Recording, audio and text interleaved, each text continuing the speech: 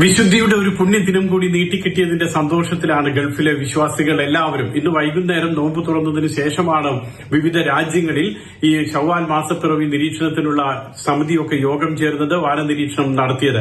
Saudi Arabian supreme കോടതിയാണ് മാസപ്പിറവി ദൃശ്യമായില്ല എന്ന് അറിയിച്ചത്. അതുകൊണ്ട് തന്നെ റമദാൻ 30 പൂർത്തിയാക്കി വെള്ളിയാഴ്ചയായിരിക്കും ചെറിയ പെരുന്നാൾ ആഘോഷിക്കുക. UAE, Saudi Arabia, Qatar, Kuwait, Bahrain ഈ 5 രാജ്യങ്ങളിലും വെള്ളിയാഴ്ചയാണ് ചെറിയ പെരുന്നാൾ ആഘോഷം. അതേസമയം ഒമാന്റെ കാര്യത്തിൽ ചെറിയ മാറ്റമുണ്ട്. ഒമാനിൽ നാളെയാണ് ഇത്തരത്തിലുള്ള വാനനിരീക്ഷണ സമിതിയും അതോടൊപ്പം തന്നെ മതകാര്യ മന്ത്രാലയവും ഒക്കെ യോഗം ചേരുന്നത്. നാളെ യോഗം ചേർന്നതിന് ശേഷം ഇക്കാര്യത്തിൽ ഒരു അന്തിമ പ്രഖ്യാപനമുണ്ടാകും. ഒമാനിൽ ഒരു ദിവസം വൈകിയാണ് റമദാൻ വ്രതം ആരംഭിച്ചത്. അതുകൊണ്ട് തന്നെയാണ് നാളെ യോഗം ചേരാൻ നിശ്ചയിച്ചിട്ടുള്ളത്.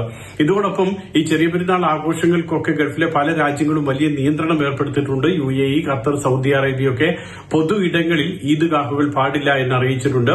പൊതു ഇടങ്ങളിൽ അല്ലെങ്കിൽ ഗ്രൌണ്ടുകളിൽ, മൈതാനങ്ങളിലോ അല്ലെങ്കിൽ മറ്റ് പ്രത്യേകം തയ്യാറാക്കിയിട്ടുള്ള സ്ഥലങ്ങളിലോ ഒന്നും പ്രാർത്ഥനാ ചടങ്ങുകൾ സംഘടിപ്പിക്കരുത്.